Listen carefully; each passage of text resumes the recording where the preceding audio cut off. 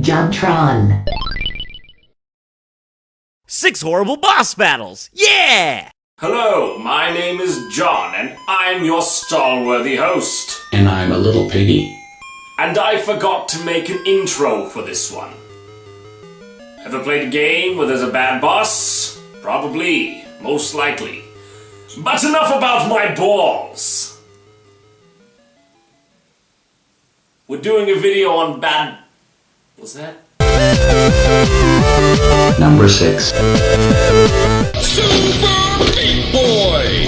Ah, Super Meat Boy, an indie hit and shit. I love this game, and so should you. I've already talked about this game in my last video, and if you've been paying attention, like you should, then you'd know that I think this game controls like butter. It's pretty realistic. Controls just like real meat. See? It's like real meat when you get it in the store. It's like real meat when you touch it all nice, Band-Aid. But Source Lord, this seriously is a great game. It's about the reflexes and how good you are at the game. No bullshit in between. Until you get to World 4, that is. Appropriately titled Hell. Now, the regular levels in Hell are fine, like Gluttony and Limbo and Greed and liking Justin Bieber. Yeah, what? But it's when you get to the boss at the end of the world that the game becomes super cheap boy. Whereas the rest of the game is focused on good level design that promotes a natural and fair difficulty progression, this motherfucker is just Simon fucking Says. There is no way to predict his attacks. None! There is literally no way to beat this guy without playing him over and over and over until you memorized every single one of his attacks. In order. It's the same every time. You just have to memorize it. He doesn't even telegraph his attacks. Watch.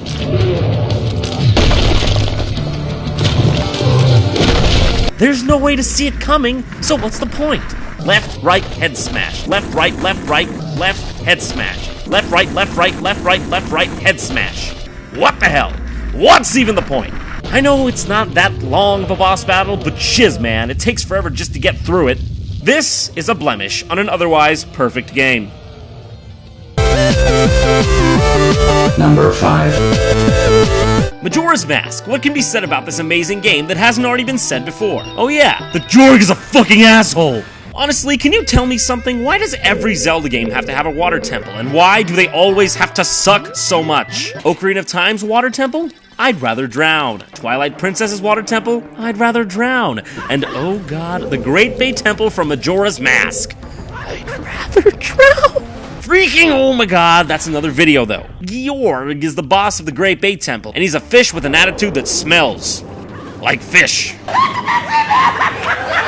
In theory, this boss battle isn't really that hard. In fact, one ancient Greek douchebag might have called it Ise Polioreos. All you've really got to do to defeat him is stun him and attack him. But Nintendo made sure that doing so would be like trying to reach a bag of chips while they were underwater and your head was a camera from the Bourne Identity movies. When you can manage to see Georg, which is never by the way, your lock-on doesn't even work and your elbow boomerangs hit the floor or swoop right next to him, missing him completely. Look at this shit! Not to mention, if you screw up getting out of the water immediately after attacking him in the small window of time allotted, he'll come out of the shitty camera and eat your ass faster than you can say, fuck this game! Disclaimer, Majora's Mask is actually the best game ever. Let's just hope Skyward Sword has no water temple, huh? Number 4. Fallout 3, a title that easily rests on the ironically small list of notably immersive and gargantuan games. The bulk of the adventure isn't even in the general storyline. There's so much to see and experience that it truly feels like we're in a cohesive world of epic proportions. So what better way to end an epic game than with an epic boss battle?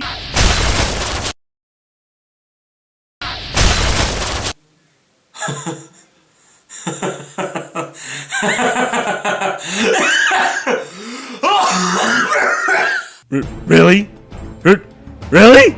Someone thought this was the best way to end Fallout 3? I don't even know if this is the final boss, but he surely is the main character standing in the last room of the game. That qualifies him for boss status if you ask, oh, I don't know, everyone? Honestly, it's comical how stupid this boss battle is. You just shoot him a few times with VATS and he can pop his little head off before he gets a chance to say, sorry guys, we ran out of time making the game. He's not even in armor! For fuck's sake, he's not even in armor!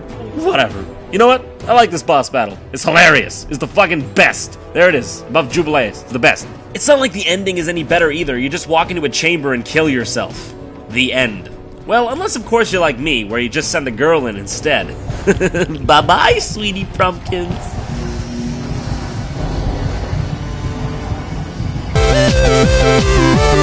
Number 3.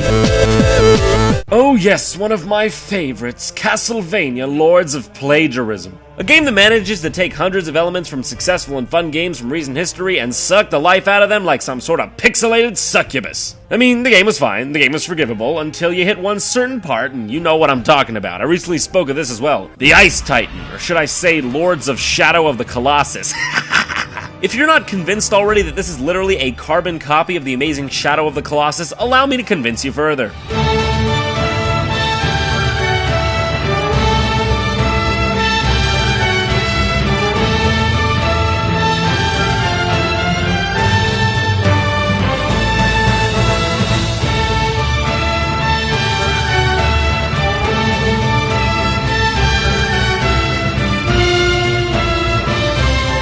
Well, if it ain't Peach Pie Sundae, fuck this thing.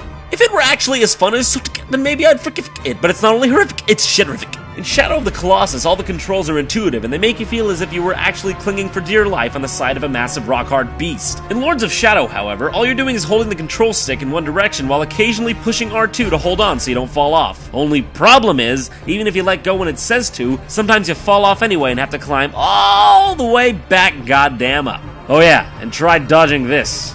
Yeah, that's fair. Hey guys, next time you're thinking of making an awesome boss based off some awesome games, try not to forget to rip off the awesome gameplay too, huh? Alright. Number 2. If you were witness to some of JonTron the Lost Tapes, then you know I hate Final Fantasy VIII. I'm with Spoonie on this one. Playing this game is like trying to pull the addiction out of a heroin fiend.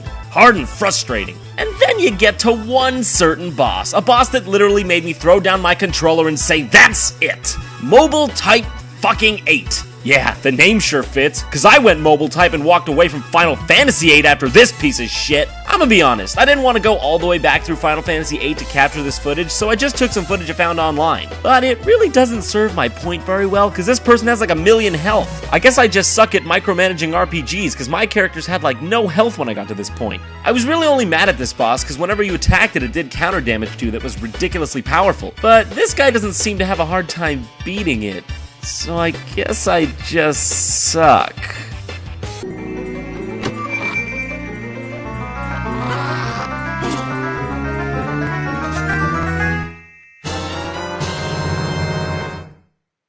Batman Arkham Asylum, an expertly crafted game that's all about subtlety, with a superhero that's all about subtlety. It's great to see Batman as sort of the anti-hero of heroes. He's more a human than anything. He's got a passion for stopping crime and a bunch of gadgets to help him along the way. Way more relatable than Superman. The Joker too, he's a mentally deranged person with a fondness for anarchy. The cool thing about the Joker, be it in Arkham Asylum, the comics, or the movies, is that he's always about playing games and mind tricks with Batman, never about brawn. That's the compelling thing about him. You never know when he's gonna strike, or how, or what he's gonna do. He's not just some brute.